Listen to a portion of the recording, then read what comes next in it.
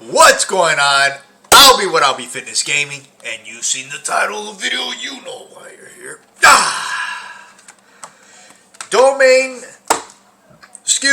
Knightfall. Alright, so we got an updated list here. I'm going to show you guys the game shortly here, but let's go ahead and go over the changes here. So, one of the cards that I was talking about, if you were watching the previous videos, was Charlotte's Agent. Charlotte's Agent is good in the deck. Charlotte's Agent is pretty good in Modern. But I'm not 100% sold on that card. You know, the best card you want to hit off Charlotte's Agent most of the time is Territorial Kavu. It's really the only 2-drop, power 5 and up or 4 and up that you can hit in the deck. The other hits are Lightning Helix and Tribal Flames and Lightning Bolts. There are times when you need to hit those cards and you happen to hit it and everything is great. But overall you want to hit Territorial Kavu. You want a big threat, because the way these decks want to play is you want to land a early threat early in the game, and then you want to control the board with either counter magic or some type of interaction like Leyline Binding and Lightning Helix, Lightning Bolts, and stuff like that, and ride those cards to victory, or at least deal enough damage where you can finish them off with your burn spells. Where Charlotte's Agent it's just a 2-2. Usually if you get a Territorial, they just kill your Territorial Kavu, and then you just spent a whole turn for a 2-2. With 3 mana, you're normally trying to cast Brawlers, Kavus, or Scions, and to leave up Bolt and Leyline Binding, and in some cases Stubborn Denial. That way you have some type of interaction and you can protect your creature. So we're going to be going back to our roots and playing the Brawler, one of the good cards here in Domain Zoo. This gives us 12 potential 2-drops that are massive. They go very well with Bloodbraid Elf, because casting a Bloodbraid Elf, hitting a Tribal Flames is good, hitting any of these is good, but hitting a 2-drop that's power 5 or greater is really good, especially if you hit Knight of the Reliquary. So the mana base is the same. We're playing 23 lands. The 23rd land being the Cradle of Growth. That goes well with the Retreat to Coralhelm and Knight of the Reliquary combo. If you're not too familiar with that combo, I'm going to have the deck tech in the description below so you can check that out, so I don't have to go over it. As far as mana base, I used this app. It's an AI app to kind of figure out what is the perfect mana base amount. How many lands should you play in a 60-card deck if you're trying to play a land every turn for the first 4 turns of the game, which is about 10 to 11 draws, depending if you're on the play on the draw. So, long story short, the exact number of lands that you should be playing if you wanted to hit consistently, the best consistent of hitting 4 lands on 10 to 11 draws, landing you on your 4th turn so that you don't miss a land drop within the first 4 turns of the game, and then that percentage decreases obviously, is 22 lands. That's the ideal number. So 23 is because we play the Cradle of Growth. That's why we have the additional land. It only skews the numbers by 0.2 or something. It's not a big deal. Alright, so there's the main only inclusion here is the Brawler. Because we're playing Brawler now, we're using less cascade spells and we have bigger creatures that come out early.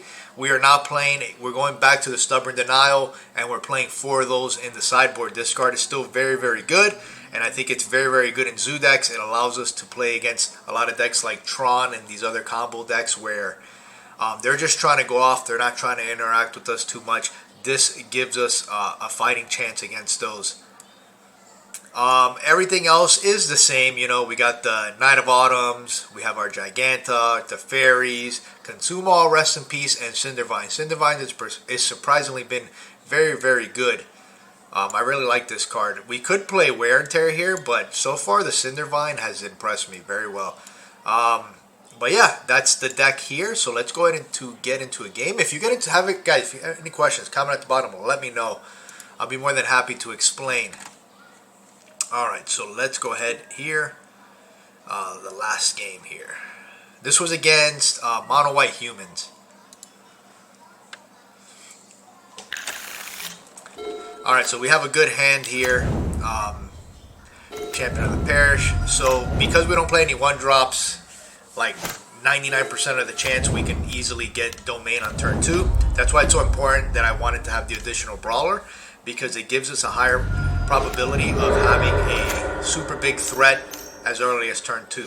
Lightning Helix, as you see here, good interaction. It's going to gain us life. It's also going to get rid of their threats here. Because we're able to go bigger, because we do have Bloodbraid Elf and our creatures are bigger, we're able to spend a little bit of our early turns just picking off their creatures. And that's what you're seeing here. So this is, let me pause it here. So this is one of the things that I was mentioning about Charlotte's Agent. So if we had Charlotte's Agent, right, we would spend the turn casting Charlotte's Agent, and we would hope to hit some type of Lightning Bolt or Lightning Helix to get rid of one of their creatures, which is possible. And if you hit a Kavu, it's not that bad, but it's not exactly what we want to be doing. It's not the most optimal play.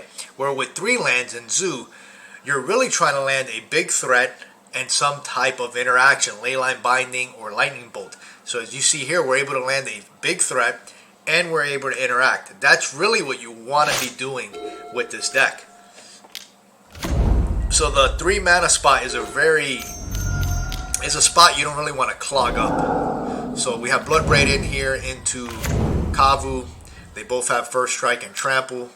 We're just getting in there. Bloodbraid Elf really just puts this deck, on full blast. I like it better than the 1-drops. I mean, the 1-drops do give you the advantage of the early game where you can kind of get in and win the games really fast. But Bloodbraid Elf, a lot of the times when you're starting to climb back into the game, as you saw in this game, we started off a little slow. We had to pick off their creatures, but once we started getting the ball rolling, like Bloodbraid Elf just puts you over the top. All right, so let's go to the next game here.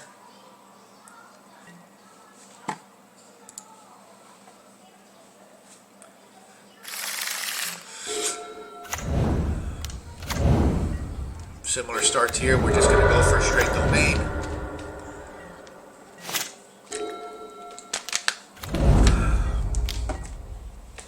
So here they're stuck on 1 land, so I feel comfortable playing a Kavu here. But if we draw another land, now we have Leyline Binding and Kavu or Leyline Binding and Draco, which gives us a big advantage here. All right, so we have this. We're going to pitch here. The Reliquary, the least important card in our hand right now.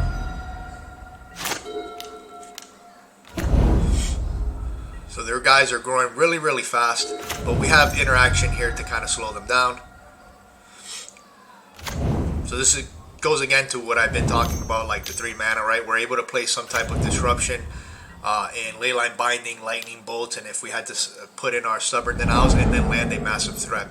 Being able to play 2 spells that you want to play a turn is really, really good. That's what you want to be doing with these decks. So again, your turn 3, with your 3 mana, like that's a spot that you don't want to clog up on Domain Zoo decks unless you're playing a full-blown Cascade version. So now we get into our Bloodbraid Elf here, and again, like I said, this just takes us over the top here. Look at that, Tribal Flames. If they didn't have any blockers, that would have been 8 damage to the face right there. 3 from this and 5 from that. So they just scooped there. So yeah, it would have just 5. We have blockers. There's really nothing they can do. We can attack with the Scion of Draco if we want, or we can just leave it back, and then next turn we can just Tribal Flames them. So very satisfied with the deck here. I like that, the Knight of the Reliquary and Retreat to Coralhelm combo is something that I also like to keep for those who have been watching some of my games. It's kind of one of those things where it just wins the game out of nowhere, and when you have things like Bloodbraid Elf that can hit a Retreat or a Knight of the Reliquary, it makes it a lot more consistent. Knight of the Reliquary on its own is a really good creature, especially in a deck where you have 12 fetch lands, and then you also have things like Kavu where you're pitching your additional lands that you no longer need. So Knight of the Reliquary gets big really fast, and with Scion of Draco, Knight of the Reliquary gets Trample and it gets Vigilance, which makes it a really hard threat to deal with. And then of course we'll Retreat to Coralhelm, and Knight of the Reliquary. Most times you can just win the game immediately. Retreat by itself is not a terrible card. If you guys seen in some of my matches where you can use things like fetch lands to tap down the opponent's creatures. Also with Knight of the Reliquary in play, if you can't just win the game, you can fetch out fetch lands and like tap 2 or 3 creatures a turn from on their side and get in with whatever you need to get in and kind of grind them out that way. And worst case scenario, if there's nothing to really be done, you could just be scrying, which I've done in some of the matchups you've seen. We play a fetch land, scry, nothing we want, fetch it away, scry again, and it helps filter through our deck. So not the worst card on its own. I wouldn't put it in the deck if there was no Knight of the Reliquaries, obviously, because it's not good. But if you're going to play a combo and you have 2 card types here with Retreat, Coralhelm, and Knight of the Reliquary, which on their own, they're not terrible. They're good. They're decent, especially Knight. I still think Knight is good. It's not a bad combo to have. And, of course, you want the Cradle of Growth to go along with this because it turns all your fetch lands into forests, which allows you to sack every land in your deck. It also allows you to sack your fetch lands without having to sacrifice them and taking 1 damage. So if you're low on life, you can still go off with the Knight of the Reliquary.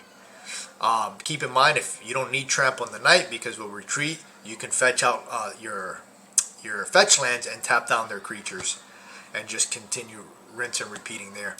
Sideboard's pretty solid. Most of these cards, you see them in all domains list. Knight of Autumn over Wear and Tear. I like Knight of Autumn. I mean, it is a little bit more expensive than Wear and Tear, but you do hit it with your Bloodbraid, or you could hit it with your Bloodbraid. It can also come in against burn matchups and other zoo decks because they can kill their Scion of Dracos, it can kill their Leyline Bindings, it can be used as a blocker, it can gain you life. It's a very versatile card. I really like Knight of Autumn. Surprised not a lot of people play it. Teferi feels like a must. Consume All against hammer decks and those infinity decks. Rest in Peace is a must. Rest in Peace, when it comes in, we normally trim on the combo anyway, so it doesn't really affect us. And then Cindervine has been pretty impressive. I've played this against heavy spell decks, like not even decks that play a lot of enchantments and artifacts. And, you know, just it sitting there dealing 1 damage every single time they cast a spell, plus you add fetching and shocking on top of that.